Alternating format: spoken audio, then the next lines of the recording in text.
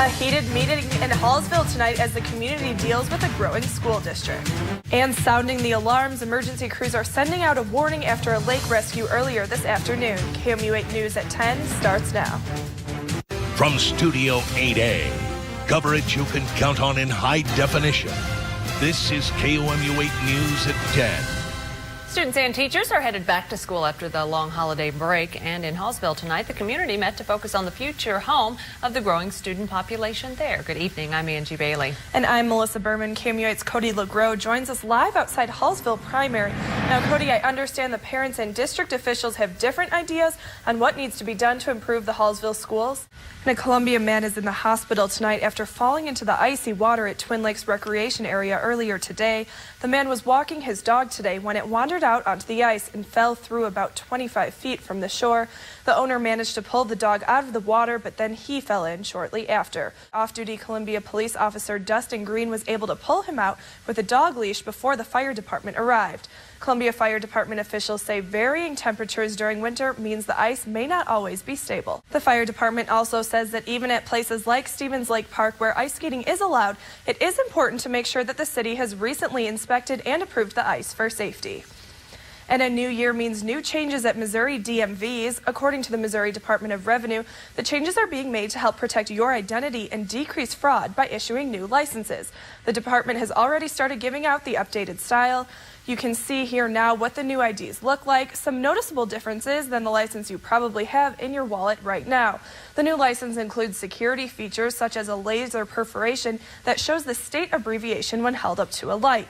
Your picture will now be in a new spot, and there will be color-coded headers to indicate the type of license. And one of the biggest changes is that anyone under the age of 21 will be issued a vertical license.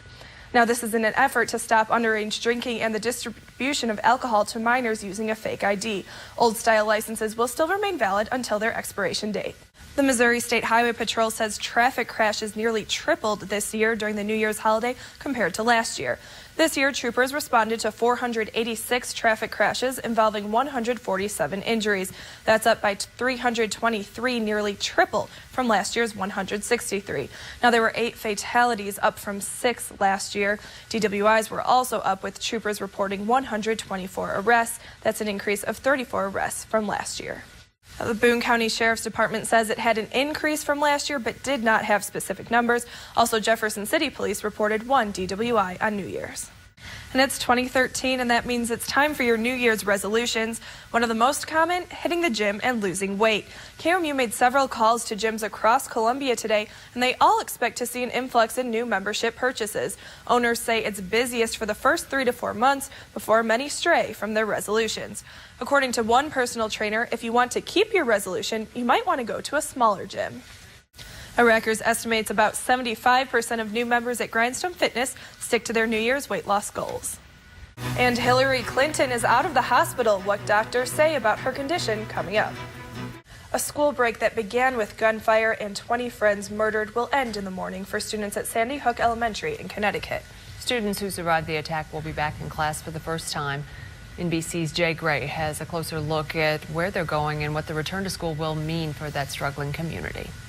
And Secretary of State Hillary Rodham Clinton has been released from the hospital. She left New York's Presbyterian Hospital this evening, accompanied by her husband, former President Bill Clinton, and staff. Her medical team says she is making good progress, and they are confident she will make a full recovery. Secretary Clinton has been in the hospital since Sunday, being treated for a blood clot in her head, which likely developed after she fainted and struck her head last month. And there's your lottery numbers. Good luck. Renovations at a Detroit home uncovered love letters and pictures from a World War II veteran. The home's current owners found the letters tucked away above a heating duct in the basement. Ashley Barclay has the story. A Sawyer says he still hopes someone in the Gargis family will come forward and claim the letters and pictures. Now, coming up next in sports, find out how a wrestler overcame a rare disease.